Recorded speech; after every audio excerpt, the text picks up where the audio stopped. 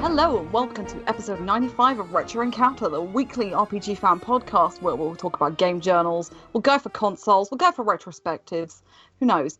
Anyway, this week we are starting our next game journal episode, and today we are talking about a point-and-click classic. Point-and-clicks are kind of a genre that's kind of died a little bit after probably the release of this game and have sort of recently made a resurgence in the video game industry through indie games. Joining me this week is Josh Curry. Hey everyone. Welcome back, Josh! Woo! Hey! And I have not heard that name on a podcast in far too long. And I'm sure lots of people are very happy about that. We like some realism on this podcast. We like some truth.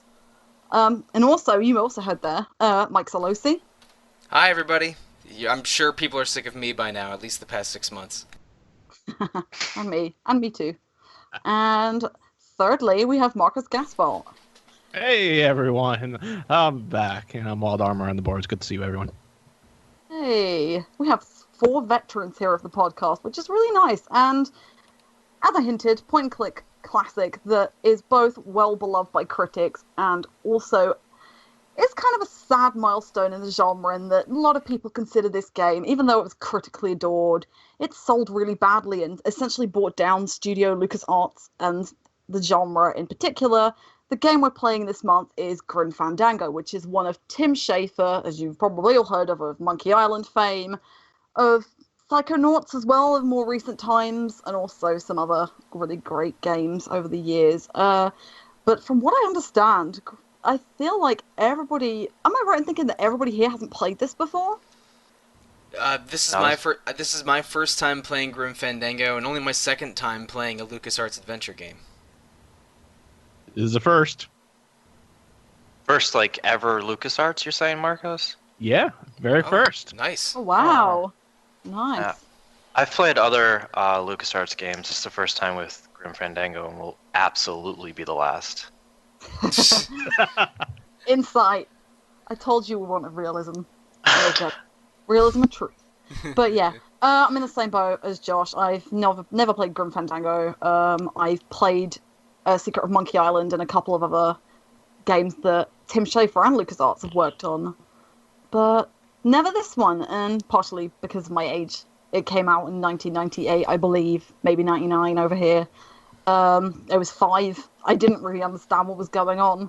I saw pictures of it and thought, oh, square skeletons. And I remember one of my brother's friends was really into this game, probably, and I can see why, for its absurd humor and everything. But I suppose, has anyone got like a history of playing point-and-click adventure games? Because this is widely...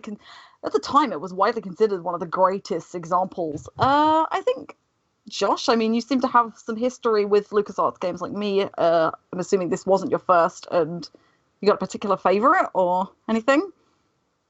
Full Throttle, like, hands down, favorite. Yeah, good one. Full Throttle's the only other one I've played. Yeah, that's one I haven't played. Yeah, that one's really, really good. That's when they started announcing like Grim Fandango, and they're like, "Oh, we're gonna bring this back," and I was like, I was just waiting for them to announce Full Throttle. I think that was actually, like, if you look back on Twitter, like, that was what I responded to that announcement with. I was one of those annoying, terrible people on the internet. But you did get that announcement 2 years later. And I was ecstatic. I'm slightly scared now about it. I mean, we've kind of hedged around it. I am not enjoying Grim Fandango. And I think part of it is just some of its sensibilities haven't aged well. And I kind of assumed it was going to be like Full Throttle, but I'm guessing it actually is like Full Throttle. I'm just not remembering Full Throttle like it actually was. Maybe. I mean, I'm struggling to remember Full Throttle perfectly too, because I played that thing 20 years ago in basically 2 sittings at a sleepover. So I'm remembering Full Throttle as this just sort of this amazing game experience, and the reason I haven't bought the recent remaster of it is because I'm a little bit terrified of going back to it and seeing just how janky it is. But I never owned any of the LucasArts adventure games, but the older brother of one of my friends had almost all of them. So like at a sleepover at my friend's house. His older brother was out of town or something. He said, "Hey, do you want to play my brother's like cartoon biker game?" And I'm like, "Sure, let's do that." And we played Full Throttle for like 4 hours, and it ruled. And then like a week later, I went back to his house and we finished it. But I was aware of Grim Fandango because I think that the same friend's brother had it, but I never played it. It had this tremendous reputation, but because I didn't play a ton of those old point and click adventures, I never got to it. And for a long time, it was really hard to get a legal working version of those games. Yeah. Yeah. Yeah, it made it really difficult. That was one thing I think the remasters come about because so many people couldn't get hold of Grim Fandango. It was They made a fair amount of copies of it, but just the way it just didn't sell. It didn't really make an impact when it came out. Like critically, as I said in the beginning, everyone loved it. Like it's got really high like 9s and 10s and everything, and it's widely considered the magnum opus of the point and clicks of the 90s, I suppose. And I think I don't struggle to see why, but the difficulty of getting hold of it. I think we had a copy of it on a floppy disk maybe at one point, and yeah, we couldn't get hold of the box. But no, Marcos, have you had any experience with LucasArts or any other point and clicks? Not really. The only experiences I have with them is from what I watch on YouTube when I was researching it, like the WY system or whatever they used to like have their their interactive use of music in each scene, specifically with Monkey Island. I love that. Yeah, like how you enter a different scene and then the music would like either add or subtract or would change in a certain way. And I think there was like a commentary on one of the remasters of Monkey Islands that says like, yeah, I made the WI system, but really no one cared about it. It was just a waste of time.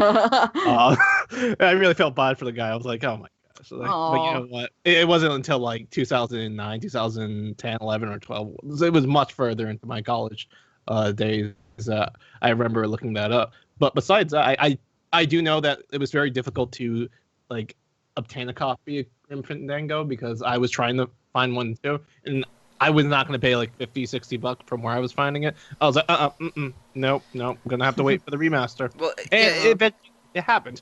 I don't think the scarcity was an issue, which Alana alluded to. But like the thing was getting it to work on a machine that was more recent than Windows ME or something. Very true. Yeah. And that's how it was for me. Is I played through like Monkey Island and Day of the Tentacle, all that. Like all those worked on literally every computer you could ever own, and Grim Fandango fell in this like weird in between zone where it didn't work on everything you had currently, but then as soon as you bought a new computer, it was almost out of date. At least that's how it worked for me.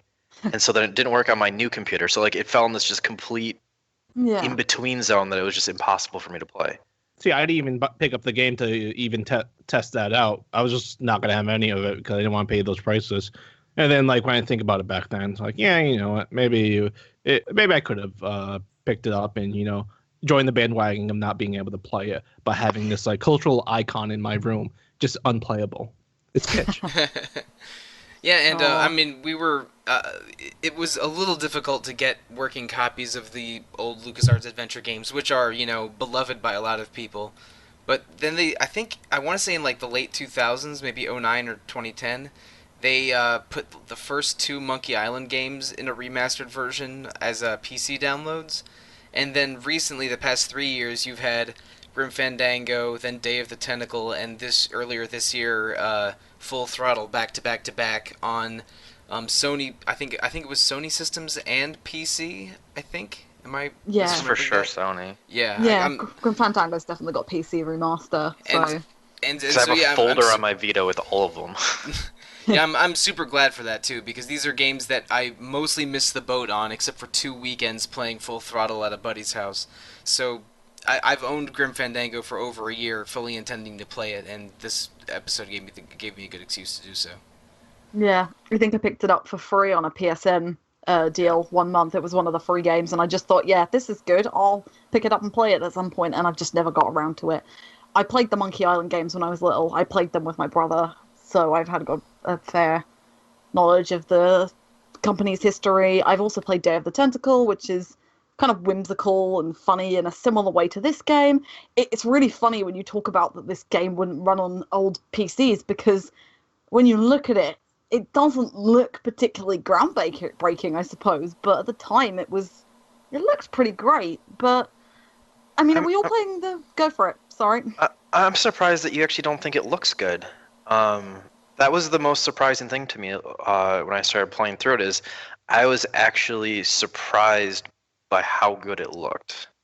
Maybe, I mean, the pre-rendered backgrounds are good. It's not that at all, I don't think. I think it's just for the timing. I think maybe my expectations are blurred, because now that I think about it, all the PlayStation 1 games that you see in 98, 99 is way below the standard, and I think it's maybe perspective of age, because I didn't understand what things were meant to look like in 98 and 99, and Are you really pulling the age card on me? I am pulling the age card. I pull the age card. I'll also pull This is why I don't come around anymore.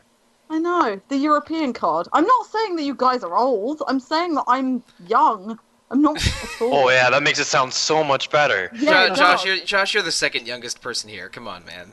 I know, but she's still making me feel old. Oh, it's fine. I make everybody feel old on this night, so it's fine. Even the people who are younger than me. Well, welcome to Retro Grumps, everyone. Oh, exactly. But okay, it's a skewed perspective. Yeah, it's fine. I mean, I don't know. There's just something a bit off for me. Maybe it's the weird style of it. I'll just put it down to that. And It's really boxy. Yeah, bad opinions. I'll put that down to it as well.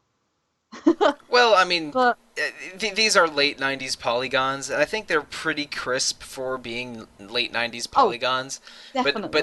But that look has not aged great. I mean, I think that the character models in Final Fantasy VII don't look very good now. But oh no.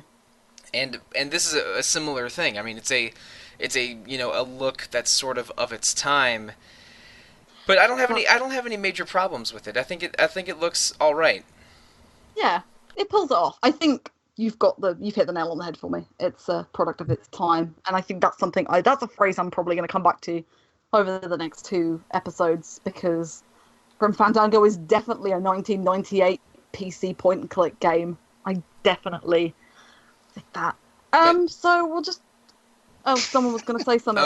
Well, I was gonna say, like, even though the character models are a little dated, some of the stuff like the camera work is really excellent. Like right when you switch from year 1 to year 2, you do this big camera pan that's up Rubicava.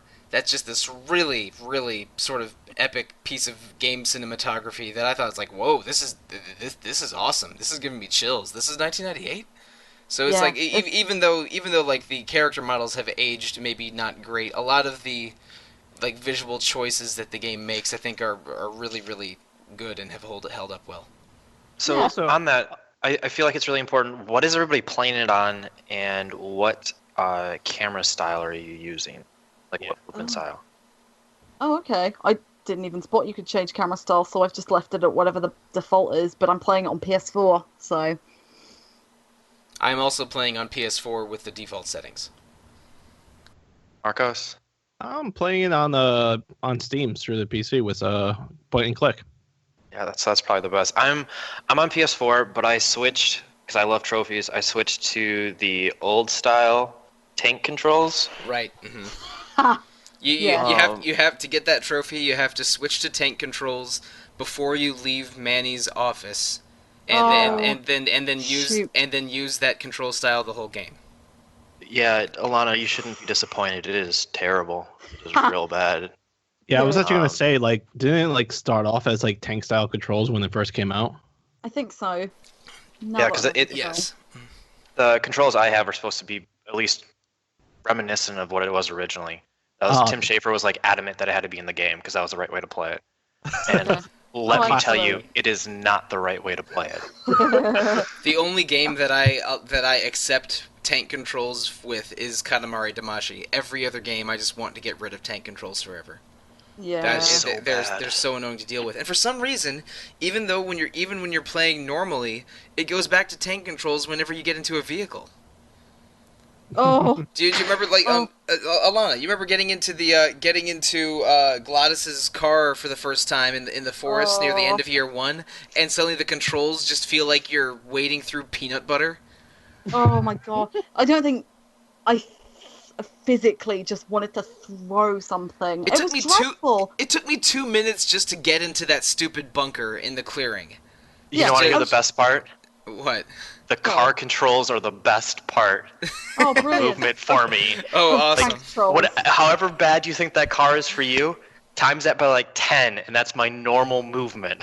Excellent. Oh my god. Oh. Yeah, No that car thanks. is awful.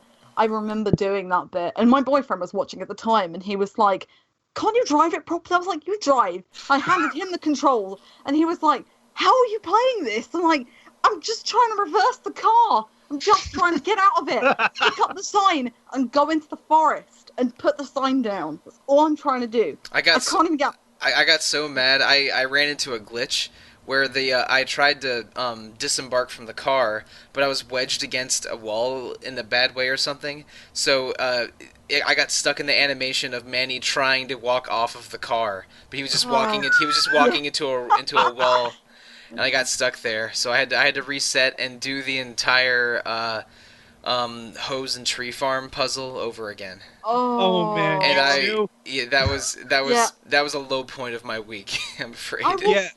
That's weird because I had a similar situation where I got out of the car in the forest bit, so in the bit where there's all the extra doors that you think you have to go Yeah, through. We'll get to that in a minute. I was in the screen. I was in the screen right before then, in between the tree farm and the multiple doors. And it froze. It froze on me, and I thought, "What are you doing?" And I hadn't saved before doing the hose bit. I was like, "You are kidding." It took me like 20 minutes to figure out the hose thing anyway. Right? How long have you guys played games? Actually kidding. Well, You save every time you achieve something meaningful. Man, I didn't think it was meaningful walking from the tree farm one Yeah. screen to the left. I didn't think that was But meaningful you did enough for a complete save. a puzzle. Yeah, I'm doing that now, If- but I didn't expect the game to crash on me. Look, I made poor choices, okay? Yeah, I saved. I I saved completely before, I agree. saved before a puzzle and not after a puzzle. It's even worse. I glitched during the puzzle with the tree farm. Jesus, See, all of us are just running into walls in Yeah. this stupid puzzle. Marcos, Yeah, I was- are you making it 4 for 4, Marcos? Yeah, I did. In fact, when I got Glottis God. going up that thing to spin him around, he just started spinning, and that was it. You got Okay. stuck in the spin animation? Yeah. He just said that, and then the screen went to the isometric thing to look down. I was like, okay. Oh Mine, man. he picked up the cart while being a foot away from it, proceeded Oh. to slide away from the cart and end up inside of the control switch box. Oh. So it wasn't just me. I was freaking out when it happened. I was like, no. And I was Googling Grim Fandango crashes. It was common, not in that particular bit, but the fact that all four of us have had it in the same area is a little bit creepy. But Yeah, Pardon? I'm a little surprised with this. yeah, before we jump into puzzles, I want to go over the kind of the first year's story a little bit. So we start off. Manny Calavera looks like death. He's apparently a travel agent, or basically his role is to guide people through death and sell them the best package to go to heaven, wherever. And so there's multiple different ways. So basically they're travel packages. So the best one is the number 9 Express, which is a train. Only the best and most really good people get on that train. So nuns, nuns will come up. The journey is normally 4 years and extremely dangerous, going through forests and oceans and everything. But if you get a ticket for the number 9 train, it's guaranteed safety and only takes 4 days. And it's just the first episode is basically set in the establishment and also in the forest. So, what does everyone think of Manny so far? I like his Manny's narrative. cool. I like his narrative voice a lot. He's he's very no nonsense, a little bit sarcastic, and he's funny. He's got quips, and everyone around him seems to be slightly more ridiculous than he is, which is I think mostly a good choice by the writers because it allows him to play the straight man a little bit. But it's in general, I like him as a protagonist. He's definitely a plain Joe, isn't he? Compared to he likes to flirt. He likes to flirt with his PA. I can't remember her name. He's not her PA, but that's what she refers herself to in kind of jest. No, not Carla. No, that's Ava. Ava. Ava, yeah. Yeah. Mm-hmm. Yeah, and he, like, his boss is a really exuberant, loud, grumpy old man, and then there's the Domino, who's just he likes boxing. I mean, everyone's got their own little quips, but Manny is kind of the plain Joe. He's like the typical character, the typical lead character in a film noir and thing. And I think, and he has a big scythe that folds up like a switchblade, and it's awesome. It's the coolest thing. I love him. Absolutely. The sound effect of him folding up the scythe and then unfolding it, and then the blade going shing afterwards is just so satisfying. Yeah. So when he unfolds it, the bell rings as well. Yes. And also when he folds it back in, it love that. shings. It's so nice. I love the premise of this game. It's probably like it's the main reason that I wanted to play it. Like, Death Travel Agents is just kind of, you don't ever expect it to hear in a sentence, and it's just like, I really want to do this. I really want to be the person who sells packages to people, and the game does really well at running away with the main theme. I think Manny is a really great character because he is so plain. Not plain, but like normal. He's so easy to attach everything onto. Like, all the other characters are crazier than he is, and he just manages to carry things quite well. And he makes these, I'm quite happy if he came along and took me out and took me to his travel agents, but... What? Okay. Where are we going with this? I don't know. Do you know what? I'm so tired. My brain What just is happened?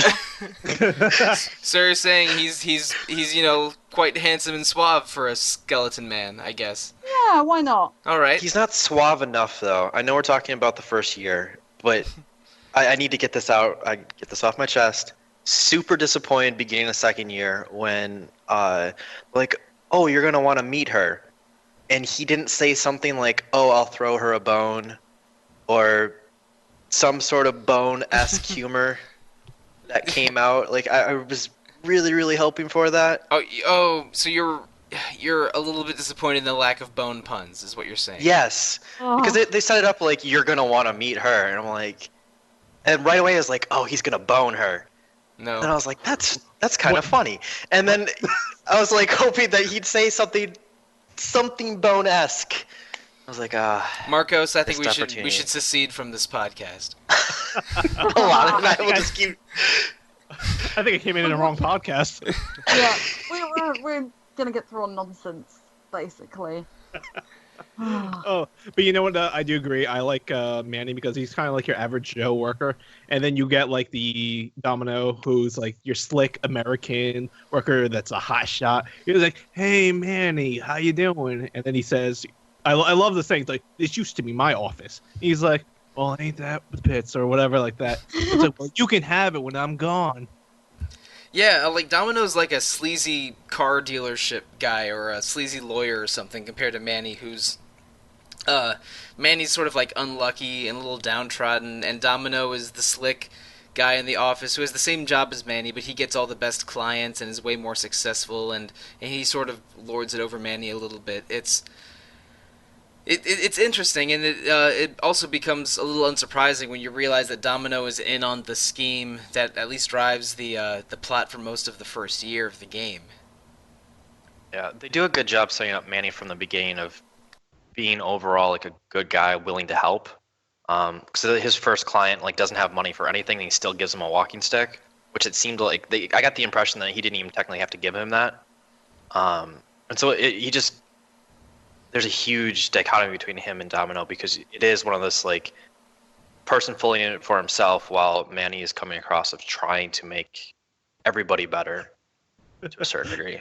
It's your walking stick. It even has a compass on top.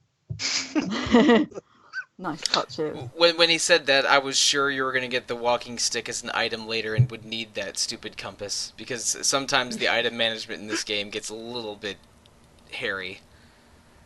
Yeah. So you have Manny, who is a travel agent in the land of the dead. Everything in the game is stylized after the Mexican Day of the Dead. So like all of the characters are skeletons or sort of helpful, big, colorful demons.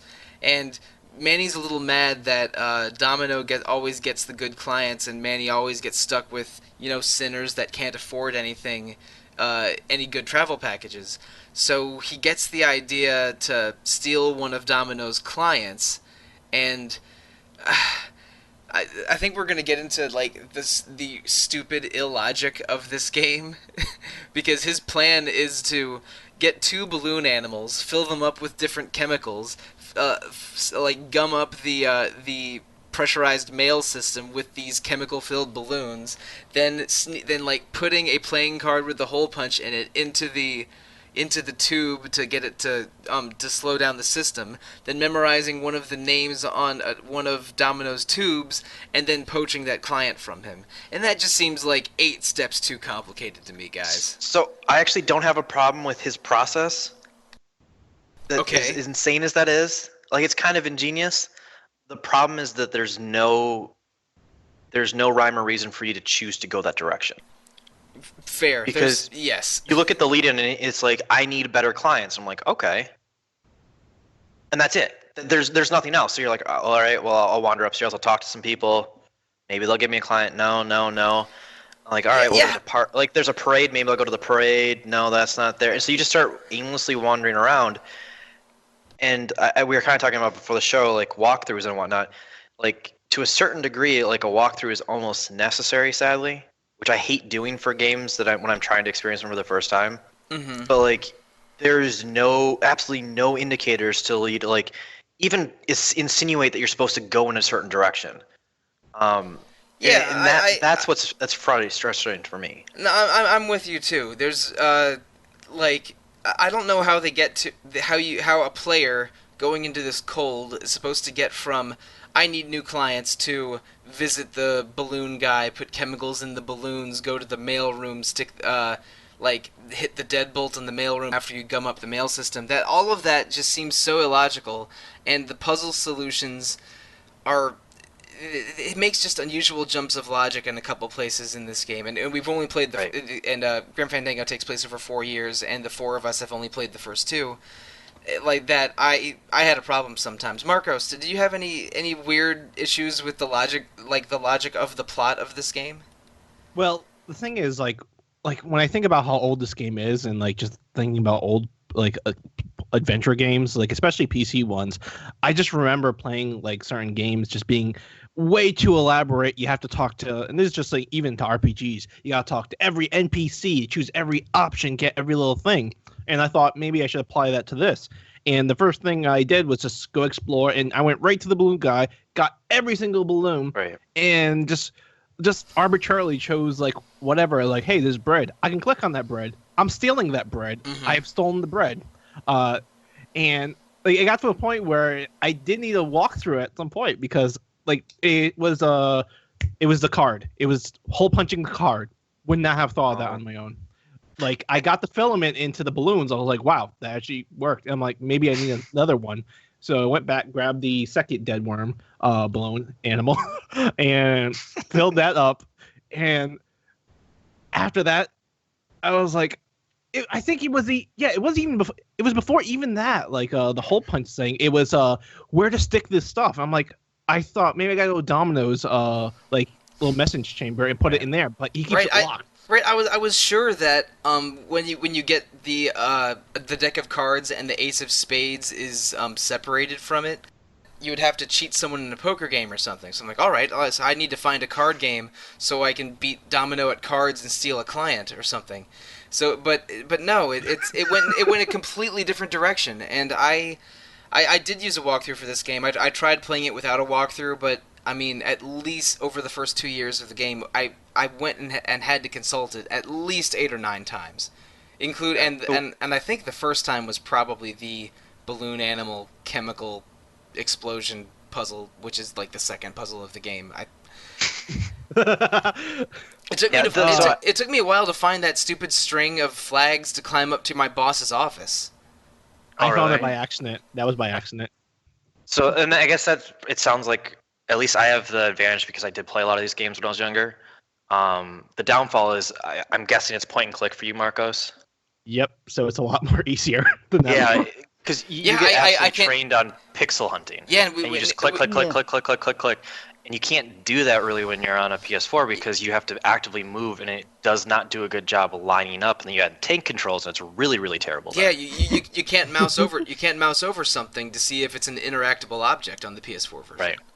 Right. Like with Day of the Tentacle, you can at least do that stuff. You can pop out and actually have an indicator go across the screen. You can also have there's like a cheat system almost, or like a hint system that pops up all the things that are interactable. And I know it makes the game much easier, but I think we have different expectations for games in 2001 or whatever, 2017. Easier. Like, and so we are a little bit used to holding our hand, which I don't think is fair to knock the game for that, but there is something to be said about having some sort of guidance so that people feel like there's some sort of sandbox they're playing in. Whereas this just seems like things are just seeping everywhere and we're trying to grasp at straws and it's just not working well. And I wasn't aware of that hint system or the pause to mouse around system in Day of the Tentacle remaster.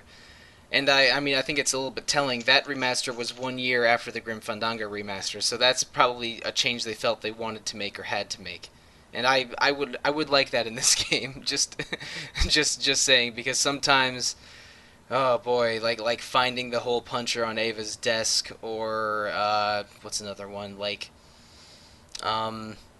what or like what the interactable objects are in the where the entrance and exit are in the stupid high roller lounge in the second year. Mm-hmm. Like it took me a minute just to find the exit because I didn't know I had to walk behind the curtain and then down like a hidden door elevator thing. That's a change, a quality of life change I would have liked to have in this game. Yeah, it makes it more tedious, and also you walk so slow, which there is a run button. But I there is. didn't Yeah, find the run button there until is. about 30 minutes in. Oh my gosh, you poor people! Yeah, like, no, that I was was the first thing I I was looked just for. I was just Yeah. strutting around the office until Just pressed every button until I got one, and then as soon as Manny started jogging, I was like, good, they can get through this game quicker, but...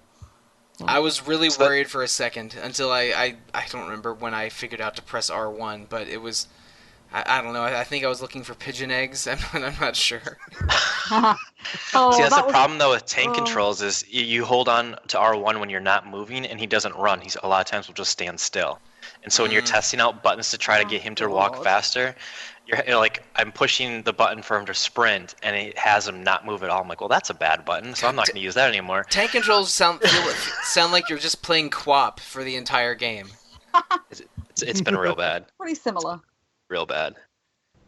I think one puzzle in particular that I struggled with, maybe because I was just being really dumb, was the forest puzzle where you just had to keep putting the sign down. So I thought, I'll have to go through the archways it's pointing at. So I'll put the sign down, go through the door, and then I'll come out the other end and thought, I'll go and pick the sign up again and put it down. I'm like, why is it pointing the same way? Have I got to go through it more than once? And then suddenly realised upon looking at a walkthrough that no, you just have to keep putting it down, picking it back up until you find some secret entrance. And I'm thinking, you assholes for leading me on with those open gates. Like, really? I think you thought you were in a different 1998 game. You thought you were playing Ocarina of Time and going through the Kokiri Forest.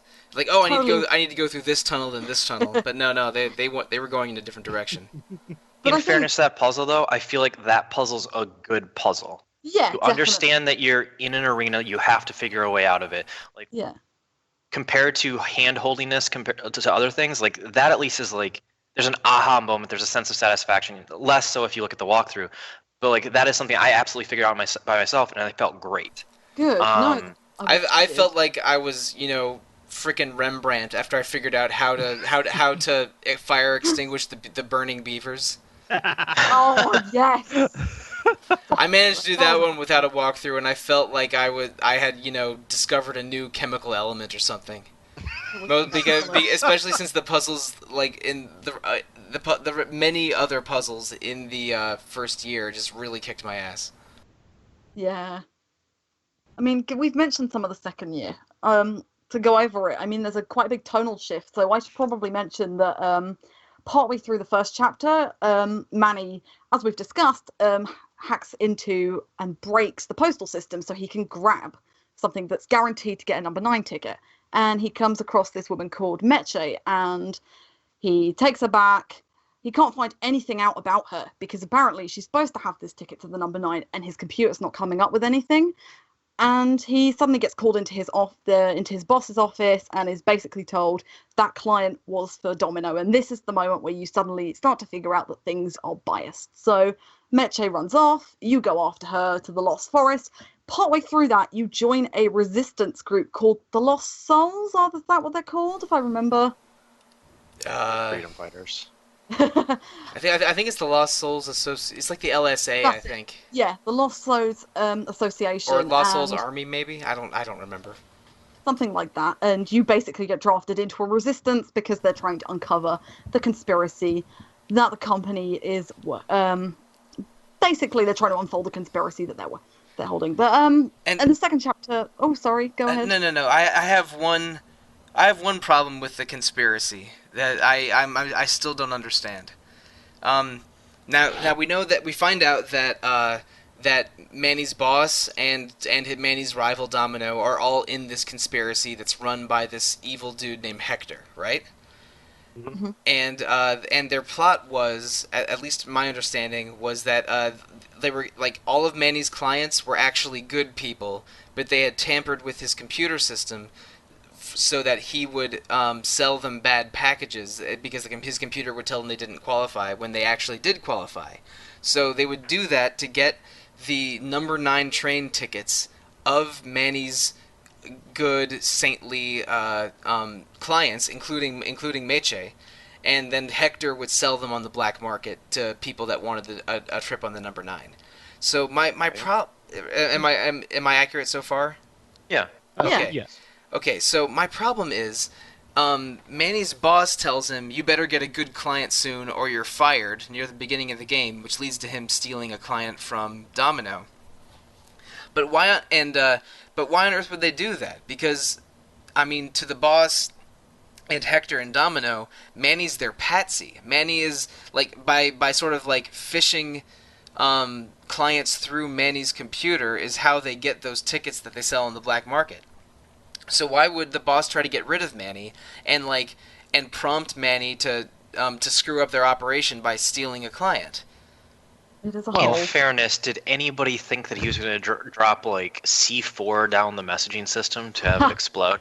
Like, If anything, nobody could have planned for that. If anything, they should keep Manny at least content so he doesn't try anything crazy like that. I don't know. Like, Manny was their patsy, was their tool, and the boss screws it up by pushing Manny into a corner. Yeah, he planted the seed, didn't he, unintentionally? Yeah. So he's like, oh, you've got to do something really good. And then Manny's like, I tell you what, I'm going to strike gold, basically. Yeah, breaking exactly. the entire system. So, yeah, it's unusual when you word it like that. And and I like your choice of words, planting a seed, because when Hector decides that the boss screwed up, he literally plants a seed in his face by sprouting him. Oh, I love that. I love the way that the skeletons die. It's kind of terrifying. Like when they first describe sprouting, it's like, oh, okay, I guess skeletons can die to plants or something in this game. Sure, whatever. It's just the rules of the game. And then when you see his boss get sprouted, it's grotesque. It's dark. No, yeah, he took 2 shots in the chest for that. He took 2 shots in the chest. Yeah, they did such a good job setting that up though, because it was kind of casually dropped. I was like, "Oh, that sounds bad." Mm-hmm. Yeah, and then it was just long enough that you kind of sort of forgot about that, and then all of a sudden it happens. Like, oh, callback, awesome. Absolutely accurate. Yeah, and it was and when Lola gets sprouted in the second year, is one of the best scenes of the first 2 years of the game. So sad, so horrible, but Anyway, we'll go back. So we're moving on to the second year of the game. And the game takes a massive, as I suggested earlier, it's a massive shift. So something I'll refer to probably more in the second episode is the game's shift to film noir. And the second chapter is probably the strongest indication of this because basically in the year that's passed, Manny's gone to Rubicava. He's set up a cafe there.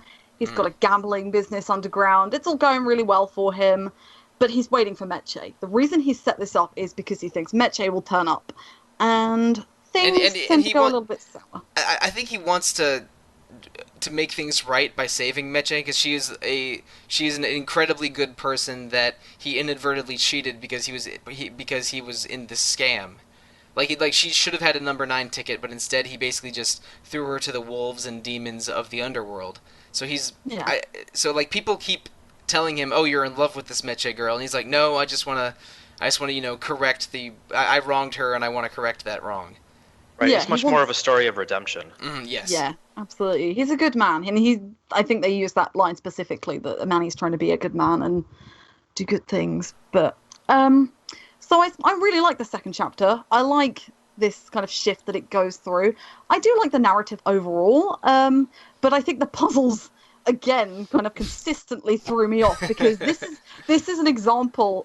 There's like one puzzle, and the puzzle is you've got to get on this ship. There are about 8 or 9 different solutions that all lead to this route. So you have to do so many different things that seem completely unrelated when you start doing them. It's just so bizarre. I mean, you have to go and one particular puzzle is you have to grab this gold drink in the bar in the back of your in your cafe, and then you take it upstairs. You find that there's some security area it was run by Carla. I love Carla. She's one of these typical sensible, lovely. Carla's long, annoying story that she tells is excellent humor, but man, I was ready for Carla to be done with that story. Oh, I like the way you can interact, and it changes nothing about it. But yeah. So what you have to do is to activate this long story. You think, oh, I'll just walk through. There's some metal detectors, or like a security gate, which you try and walk through, and it goes off, and she basically searches you, and she's like, oh, you've got nothing. But what you've got to do is drink this gold drink, which has bits of gold in it, which forces her to make you strip search, or make you strip so she can strip search you. And she gets in this really long conversation, and you basically end it by going, all I want to do is have your metal detector. And then she throws the metal detector out the window. And the next thing you do is you go down to this, it's the equivalent of like a Greyhound arena where you bet on giant cats, as far as I'm aware. They are giant, aren't they? I don't think we've seen any of them. They have the one big statue of one cat, but I think it's implied that they're giant.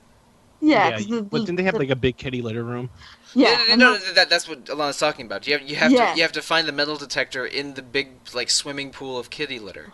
Like waving your scythe in the air, and I just thought, oh my god. And then you need to go onto a ship where his name, I can't remember the name of the sailor, but it's the one that you're trying to replace. Is it Navanha or Naranja?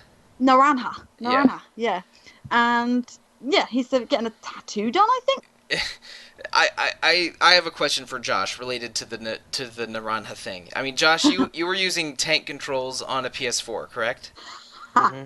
How on earth did you manage to like slip the strong alcohol into Naranja's drink from the fridge to the other side of the room while the tattoo guys were distracted with tank controls? Because it took me like 6 tries and 30 minutes to do it, and I had normal PS4 controls on. Yeah. Oh, Mike, let me tell you. All aspects of playing this game is bullshit. I missed so many steps in describing this puzzle that I'd completely forgotten about making the death alcohol sleep drink, basically. Yeah, you have to steal a turkey baster from a different restaurant. Then go to the restaurant that serves really stiff drinks and put the turkey baster in the sink where they mix the drink. And then drug the dude with that. And these are like 3 locations at opposite corners of the town that all of year 2 is in. And man, if I tried my hardest to do as much as I could without a walkthrough, but I had to look at the walkthrough every 15 minutes in the second year. Definitely. I don't think I could have done the second year without it. And Marcus brought up that you have to think of it as a product of its age, and you have to think of it back as in 1998. But the fact that I don't want my handheld, that I just want, as you've already said, the Day of the Tentacle hints, and the fact that you could use a mouse, because there's another game that came out last year. It was only I think I reviewed it for the site, and it was a 40-minute game that you had mouse controls on it, and it was a PS4 point and click where you could point at things and direct the character towards them rather than walk Manny directly to it. But anyway, that's a kind of a tangent that we've already gone off. But it just would have made it so much easier, and there's just so many different aspects. And even when you're talking to characters, so a common criticism of older games is that things are vague, but at least they give you some idea of what to do. This tells you the general goal. Get this, get a card, and get something else, and I'll let you on the ship if this person doesn't turn up.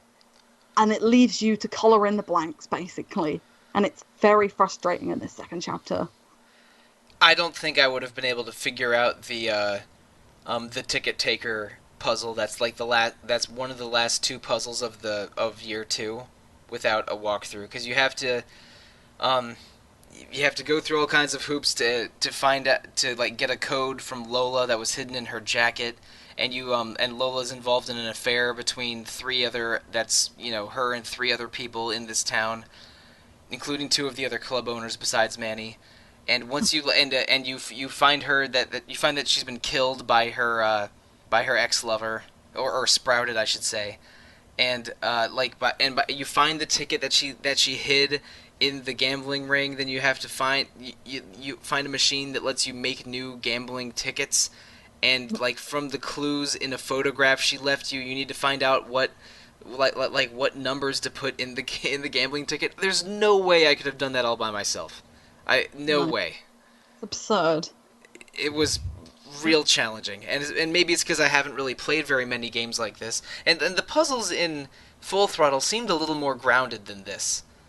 Am I misremembering that, Josh? I could. Well, when I was 12, I played that game when I was I think 12, maybe 11, and me and my friend, who was also 11 or 12, could figure these out. Like, oh, if we need gas, and if we hit this alarm, then the police bike comes over, and we can use the tube and the gas can we found to siphon it from their car.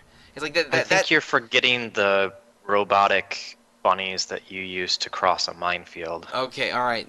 I do remember that now, and I don't remember how the hell we did that. But still, man. I think the biggest difference is, and I can't explain the love that adults had when these games came out, but like, you were a kid, you're an idiot, you had no money, so you had nothing else to do, and you had a boatload of free time, and so the idea of you like ramming your head against something, you had nothing better to do.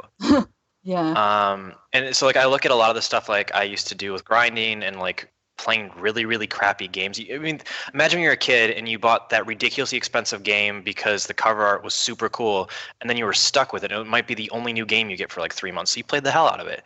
And I feel like that kind of extends to some of this. Like, I remember these games, like, they did not bother me at all. Like, they have the same stupid logic. Like, I have no idea how I figured them out as a kid, but the only thing I can attribute to it is I had a boatload of free time, and this is the only thing I had to play.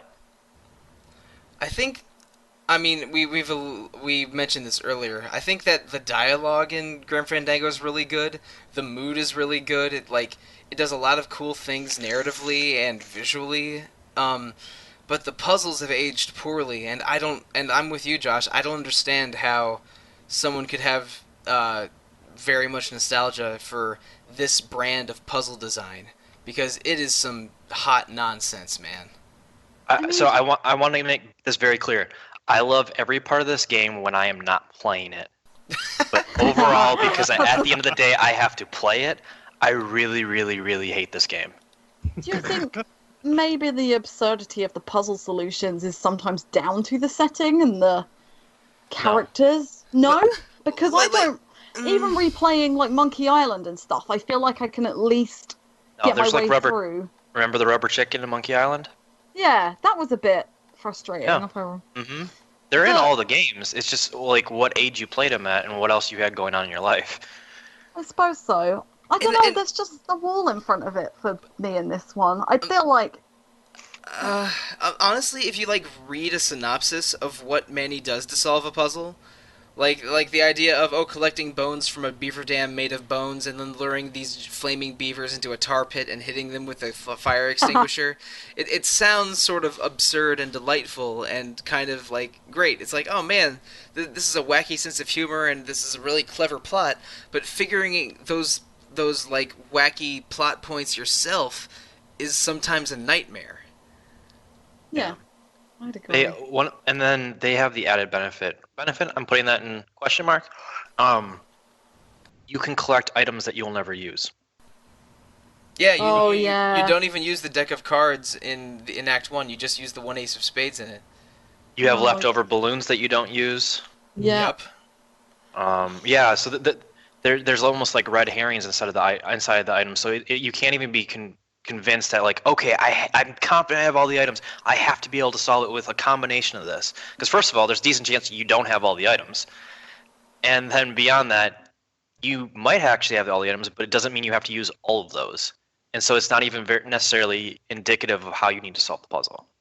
Yeah, and sometimes you might even need to use two together, which is a common trope, but... Yeah, which is fine. I'm used to that. You can't always... Yeah, I'm definitely, but sometimes it's two really bizarre items together. Right, and then that's where the inventory system of it not being a classic, where it's like a grid, and you just drag them on top of each other, and like, oh, now they're interacted. Yeah. It makes it a little bit worse, too. Yeah, it does. It's pretty annoying.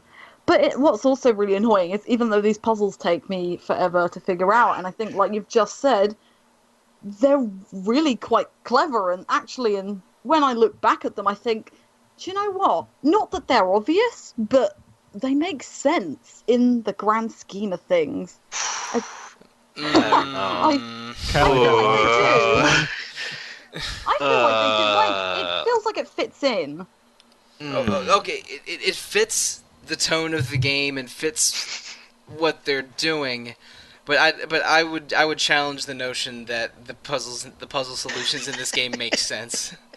It makes sense in the tone of the game. That will do. I'm more concerned about you, Alana, that you think they make sense. That should be the conversation. If it makes sense to you, like, I mean, have you read Franz Kafka's The Trial? Because that may be the world you're living in right now. Well, I mean, I did, and I studied it, so maybe there's no. I am an English major, so there you go. Well, yeah, Josh and I are math and science majors, so we live in a world of cold, cruel logic, I'm afraid. I definitely wouldn't be able to figure them out, though. I mean, it's a good comparison with Franz Kafka's The Trial, because that book is weird, and yeah. I think for myself, I will defend Grim Fandango. There was one other point-and-click adventure game that I did play, and it was The Longest Journey. And there was a couple of like baloney scenes in it. Like one of them was like getting something in the like a railroad track or just whatever. Like you needed like something that clamps open, but the way to like keep it open, you have to clamp something around it. And what you used to open the clamp was a rubber ducky. The thing about this is it has a hole. So you have to, I think, patch up the hole or let go. So you're lowering it down, and when it deflates, it'll pick up the item, and then that's how you get that item. And I would never, in my wildest dreams, think about doing that in that case. As a kid, I did not finish The Longest Journey because that game was ridiculous. Yeah, and that one has some crazy puzzles, like, but one of them made sense. Even though I look back, I'm like, that was so stupid. It was a detective that was just standing guard somewhere, and you need to get by him. And the way you did it was, you literally give him the craps. You dip some candy inside of some like crap on the street, like just legit, just like you're dipping it, and you're giving him. He's like, forget about it. He eats it, and then he's like, what was in that? And he just like runs off. And that's the way you get by him. That's about like that one. That's about the same level of like moral questionability as drugging the dude and then putting his dog tags into a flowery corpse so the mortician reports him dead so you can take his spot on the boat. It's like adventure game 90s adventure game logic is absurd, and part of us playing this game for this month is navigating 90s adventure game logic, and I haven't really started the second half of the game yet, but I'm fascinated to see where the plot goes and what kind of ridiculous shenanigans I have to pull, but I'm also slightly dreading more of these puzzles. Yeah, this is making me remember my childhood very differently, as I think has been evident so far. I seem to be in denial.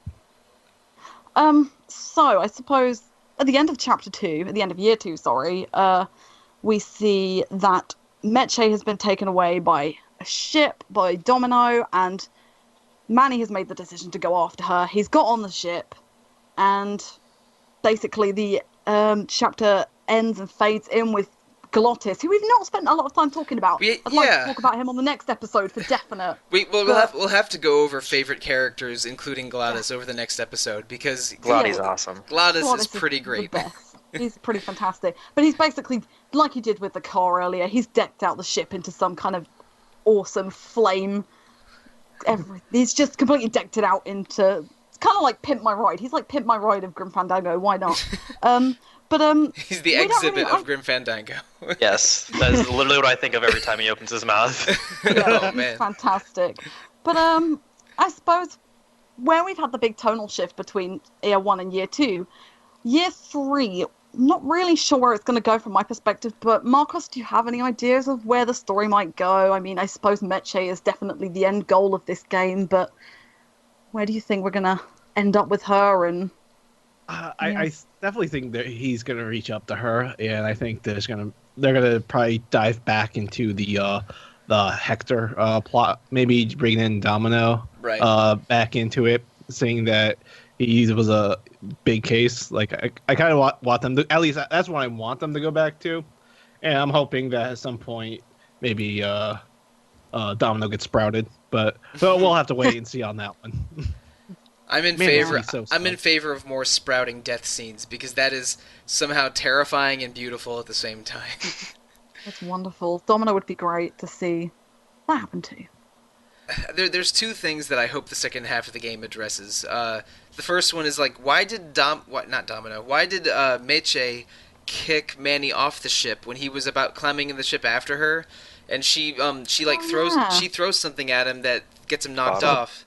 Right at the beginning of chapter 2 or year 2, and I want an explanation for that, because I mean, she probably feels betrayed by him.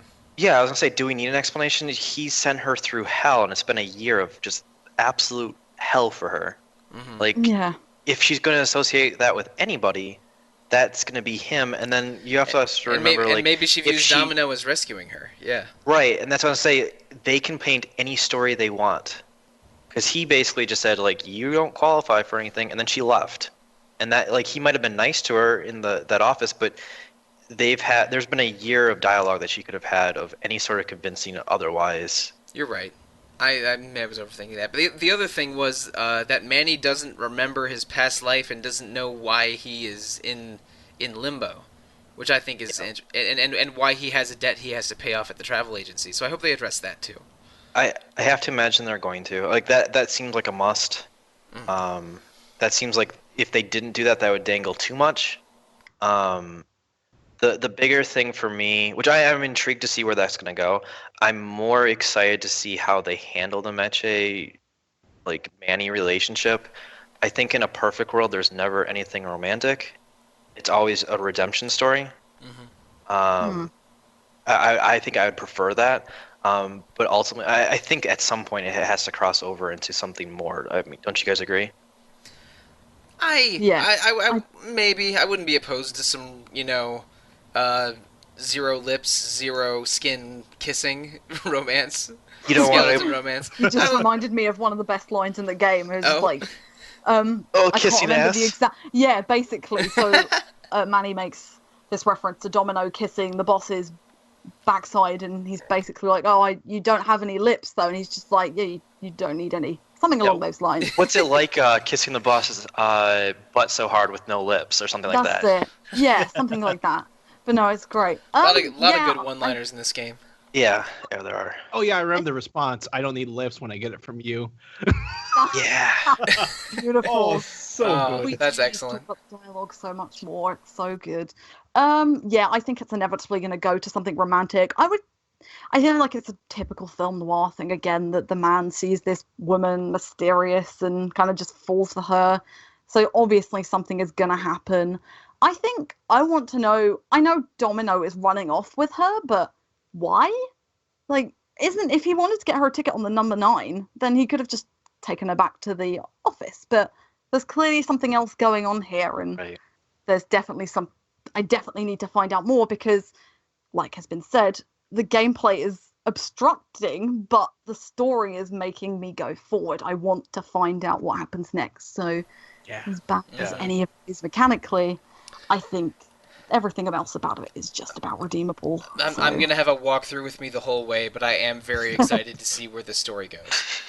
I'll try and do one or two things. I'm going to try and hold off of it a little bit, because we've got a little bit of time, and it's not a particularly long game, but I'll try and see what I can do with my brain, and see if I can get back some of that magic from the late 90s, where I could, click a couple of squares and find it. As long as I get my platinum at the end of the game, after having to play with tank controls the whole time, if I don't get that platinum, I'm gonna lose my mind. No, man, you're gonna miss one line of dialogue that'll force you to replay an entire year of the game. Mm-hmm. I'm at 100% right now, and I've been doing different saves for each major milestone, so I can go back if I need to, and I double check that I have everything, and then I can overwrite for that segment. You're determined to make this a one playthrough game. I meant what I said at the beginning of the podcast. I will never, ever play this game ever again. I mean, at least not in tank control mode. No, I will never play this game ever again. Nope, this is a one-time special for Josh. If I could, if there was a disc, when I finish the game and it goes to credits, I would take it out and snap it. I'm done with this. That's mean. Wow. Come on, not even for collector's purposes. I will literally erase it on my Vita and my PS4 as soon as I'm done with my platinum.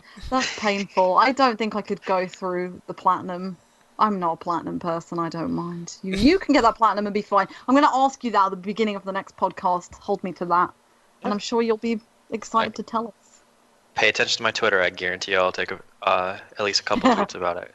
I will keep an eye on that. But I think we are about done with this half of the game. We'll be back with years 3 and 4 in, I believe, a week or two.